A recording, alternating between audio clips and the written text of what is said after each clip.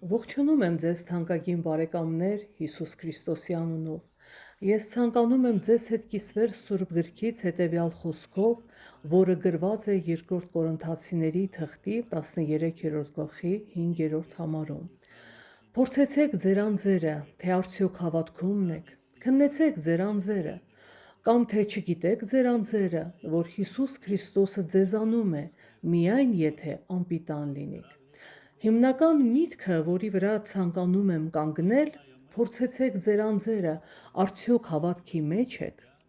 Այս օրերում դա շատ արդիական է և կարևոր է վերջին օրերի, վերջին ժամանակների քրիստոնյայի համար, երբ մենք սպասում ենք Հիսուս Քրիստոսի գալուստին, ով կգա իր եկեղեցու հետևից, կգա նրանց համար, ովքեր սպասում են իրեն։ Եվ շատ ցավալի է, որ Հիսուսը նույնպես անհանգստանում է դրա համար, և Ղուկաս ավետարանի 18-րդ գլխում ասում է. «Սակայն մարդի որդին գալիս, արդյոք հավատ կգտնե երկրի վրա»։ Դա շատ կարևոր է, որպեսզի մենք լինենք հավատքի մեջ։ Լինենք ոչ միայն հավատացյալներ, բայց լինենք հավատքի մեջ։ Մեր կյանքի ամեն օրը, բոլոր իրավիճակներում, բոլոր հանգամանքներում չկորցնենք հույսը։ Տիրոջը ապավինությունն անգամ, երբ մեզ թվում է, թե դժվար է, անհնար է։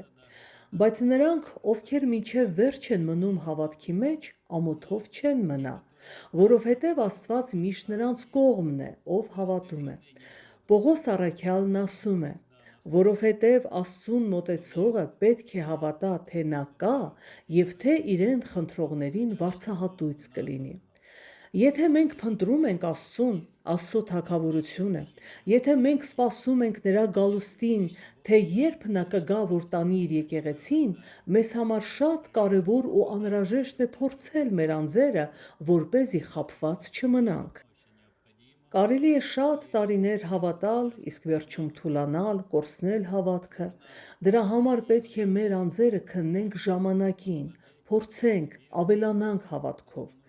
Ինչպես գիտենք, հավատքը լսելուցն է և լսելը Աստծո խոսքիցը։ Որքան ավելի ենք մենք խորամուխ լինում Աստծո խոսքի մեջ, անընդհատ զբաղվում դրանով, այնքան մեր հավատքը բազմապատկվում է, աճում։ Մենք այդ ճանաչողության շնորհիվ կավելանանք հավատքի մեջ, որի մասին Սուրբ Գիրքն ասում է, որ դա պատվական հավատք է, որովհետև այն մեզ տալիս է ոչ թե ինչ-որ ժամանակավոր գանձեր, հարստություն, այլ հավիտենական կյանք, իրավունք լինելու Քրիստոսի հետ, նրա թագավորության մեջ երկնքում։ Դրա համար իմ մաղթանքը բոլորիդ, փորձեցեք ձեր անձերը ժամանակին, հավատքի մեջ ես։ Պողոս առաքյալն ասում է, որ եթե մենք հավատքի մեջ ենք, ապա Քրիստոս մեր մեջ է։ Իսկ դա այն է, ինչ մեզ պետք է, լինել Քրիստոսի մեջ և Քրիստոս մեր մեջ, և այն ժամանակ, երբ նա գա, երբ նա հայտնվի, մենք չմնանք դռների հետևում, փակ դռների առջև ու չծեծենք բաց մեզ ուշացածներիս։ Թող Աստված օրհնի ձեզ և օգնի լինել ու աճել հավատքի մեջ։ Ամեն։